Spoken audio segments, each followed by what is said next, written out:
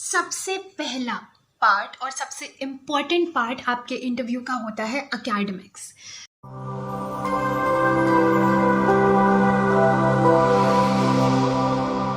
Hello and welcome back to our YouTube channel. So IBMAT interview बहुत नज़दीक है, तो आज हम बात करेंगे कि what are the short tips for clearing your IBMAT interview. ठीक है, सबसे पहला पार्ट और सबसे इम्पॉर्टेंट पार्ट आपके इंटरव्यू का होता है academics. See the interviewers want to know कि आपने जितना जो भी पढ़ा अभी तक, आप उसमें कितना थरो हैं, आपने कंसेप्ट्स को समझा या सिर्फ मगअप करके एग्ज़ाम दे दिया और अच्छे मार्क्स लेते आए। Okay, so it's very very important कि आप अपने सारे कंसेप्ट्स को, अपने सारे सब्जेक्ट्स जो भी आपके क्लास 11th एंड 12th में थे, सपोज अगर फिजिक्स केमिस्ट्री मैथ्स था तो वो सारे सब्जेक्ट्स के साथ एकदम थरो रहें। एंड स्पेशली आपका ऑप्शनल सब्जेक्ट, जैसे कुछ लोगों का कंप्यूटर साइंस होगा, कुछ लोगों का फिजिकल फिटनेस होगा, कुछ का कोई और ऑप्शनल सब्जेक्ट होगा, कुछ का जर्मन होगा, तो उससे एकदम थरो रहेगा क्योंकि उससे क्वेश्चन पक्का से एक ना एक पूछा ही जाता है। Okay, and it's not such a big deal. Revise करना उतना डिफिकल्ट नहीं है। आजकल तो यू आर हैविंग यूट्यूब पे आपको, चाहे आप किसी भी स्ट्रीम से क्यों ना हो, चाहे आप कॉमर्स स्ट्रीम से ही क्यों ना हो, आपको वन शॉट वीडियोस मिल जाएंगे जिसमें आप अपने सारे कंसेप्ट्स थॉरली रिवाइज कर सकते हैं। एंड क्योंकि आपने वो 11th एंड 12th में ऑलरेडी पढ़ा है तो उसको रिवाइज करने में ज़्यादा टाइम नहीं लगेगा।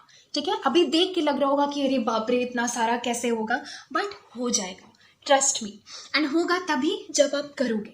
तो अच्छे से revise your academics, all the subjects that you had in your class 11th and 12th, because definitely your interview will have questions from it.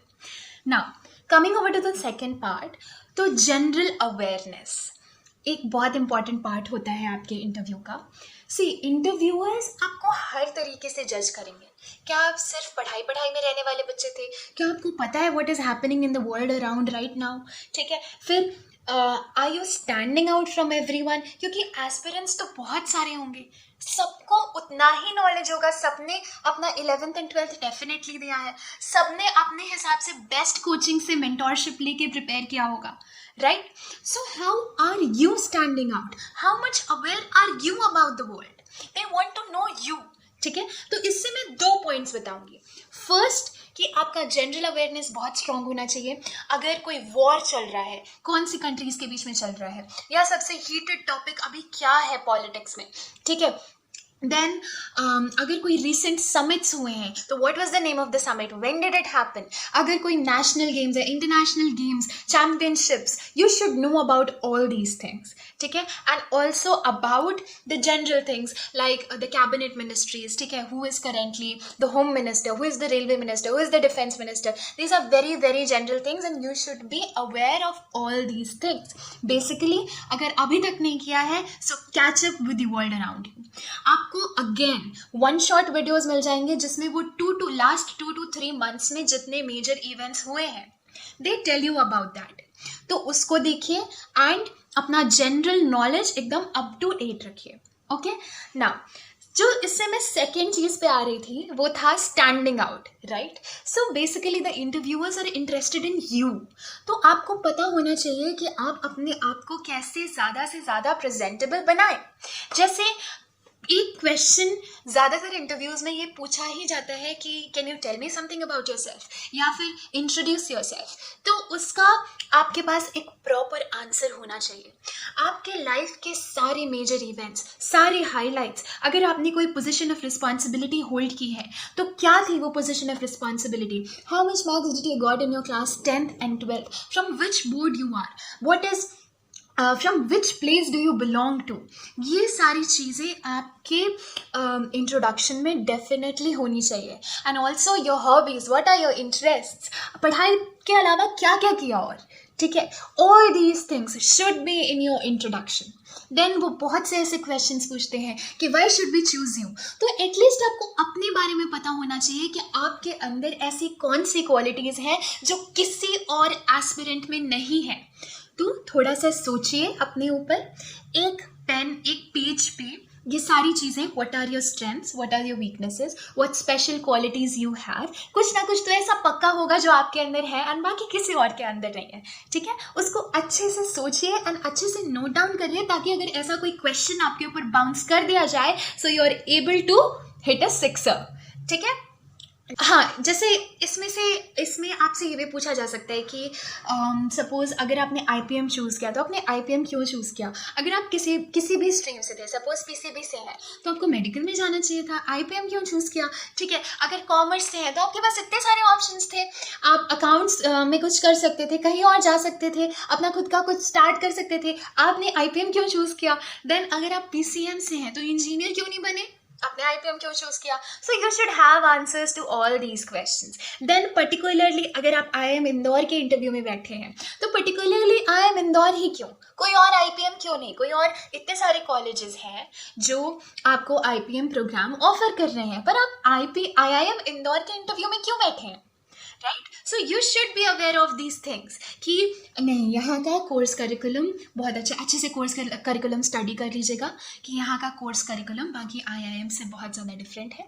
Then एक ब्रांड वैल्यू है यहाँ की जो किसी और आईआईएम में नहीं है। Then this is the most earliest IIM जिसने आईपीएम कोर्स स्टार्ट किया, ठीक है। देन मैंने यहाँ के प्रोफेसर्स एंड फैकल्टी के बारे में भी बहुत ज़्यादा सुना है एंड इन जनरल ऑल्सो अगर आईपीएम के बारे में बात होती है so the very first thing that comes into my mind is IIM Indore. इस टाइप से आप जिस भी आईआईएम का इंटरव्यू दे रहे हैं उसके लिए प्रिपेयर कर लीजिएगा कि वही पर्टिकुलर आईआईएम क्यों, okay. Then the fourth thing which you should know about is your place, your state, ठीक है। आपका स्टेट किस किस चीज़ों के लिए फेमस है, सीएम कौन है, डिप्टी सीएम कौन है, कौन कौन सी यूनेस्को वर्ल्ड हेरिटेज साइट्स वहाँ पे हैं, कौन से मॉन्यूमेंट्स प्रेजेंट हैं, उन मॉन्यूमेंट्स की हिस्ट्री क्या है, आपके स्टेट की इन जनरल हिस्ट्री क्या है, ठीक है। देन इन्वायरमेंटल इश्यूज अगर वहाँ पे कोई है तो कौन से इन्वायरमेंटल इश्यूज एग्जिस्ट करते हैं, सोशल इश्यूज हैं क्या वहाँ पे कोई, ठीक है। In general what is your state famous for, खाने के लिए फेमस है या किसी पर्टिकुलर इंसिडेंट के लिए फेमस है, ठीक है। All these things you should be very very thorough with and सिर्फ स्टेट नहीं, आपका अपना सिटी क्यों जाना जाता है, किस लिए सबसे ज़्यादा फेमस है। लेकिन आज क्यों क्वेश्चंस लाइक अच्छा ठीक है तो अगर मैं आपके यहाँ पे घूमने आऊँ तो आप मुझे कहाँ कहाँ घुमाओगे, so you should know the answer to this. Then the number of seats in your legislative council, the number of districts in your state, the number of constituencies, ठीक है। देन आपके स्टेट से कितने लोग रिप्रेजेंट करते हैं लोकसभा में, all these things you should be very thorough with, okay। the last but not the least point is कि आपकी जो भी इंटरेस्ट्स हैं, जो भी हॉबीज़ हैं उसके बारे में एकदम थरो नॉलेज रखिएगा। बिकॉज सी अगर किसी चीज़ में आपका इंटरेस्ट है और वो उससे आपको क्वेश्चन पूछ रहे हैं एंड आप आंसर नहीं कर पा रहे हैं so that will be a very big deal, right. क्योंकि वो तो हमारा इंटरेस्ट था ना, उसके बारे में तो हमें सब कुछ पता होना चाहिए था। सो आई गिव यू एग्जाम्पल, जैसे मेरी हॉबी वॉज पेंटिंग, ठीक है। तो मैंने क्या किया था, अपनी सारी पेंटिंग्स अपने बैकग्राउंड में लगा दी थी and they were very interested एंड काफ़ी इम्प्रेस हो गए थे कि मैंने सारी पेंटिंग्स बनाई हैं। But then they did not stop there, they asked me very questions about like can I tell about the 3 most famous painters of India, then where is Mona Lisa kept right now, so in Louvre Museum। so you should know all these things। आप basically brainstorm करो कि आपका interest क्या है and उससे related कैसे questions आ सकते हैं। सपोज अगर आप बास्केटबॉल में इंटरेस्टेड हो, so which is your favourite team, why is it your favourite team, how is your team different from other teams, who is the best basketball player, all these kind of questions they can dodge upon you and you should be well prepared to answer them, okay। and lastly I would say कि tension मत लो, अभी you are having time to prepare, academics भी अच्छे से कर सकते हो, सफिशिएंट टाइम है, इससे ज़्यादा टाइम किसी को नहीं मिलता। अगर मतलब अगर पूरा अकेडमिक्स नहीं भी कवर कर पा रहे हो तो एटलीस्ट एक सब्जेक्ट थॉरली प्रिपेयर करना, ताकि सपोज अगर वो किसी ऐसे सब्जेक्ट से क्वेश्चंस पूछ रहे हैं आपसे जो आपको नहीं उतने अच्छे से आया, तो अब वो 2-3 क्वेश्चंस पूछेंगे, आप आंसर नहीं कर पाओगे, then they will ask you the question कि अच्छा ठीक है which subject are you most comfortable with. तो आपके पास एक आंसर होना चाहिए कि यस सर आप इस सब्जेक्ट से कुछ भी पूछ लीजिए, I know everything from A to Z। So prepare one subject very thoroughly and her subject में से at least 3 to 4 chapters you should B thorough with. So that is it from my side. अगर कोई भी doubt है, कुछ है, so you can comment down below and join the Telegram group for staying connected with us. Keep in touch and कुछ भी problem हो तो टेंशन नहीं लेने का, बिंदास पूछने का. We are there for you. Okay, we are there for you हमेशा. If you have any doubt, anything, you can just ping us on Telegram. The description is given below. Join the channel and bye bye. All the best. अच्छे से करना. I hope you follow the tips and these are helpful. Bye bye.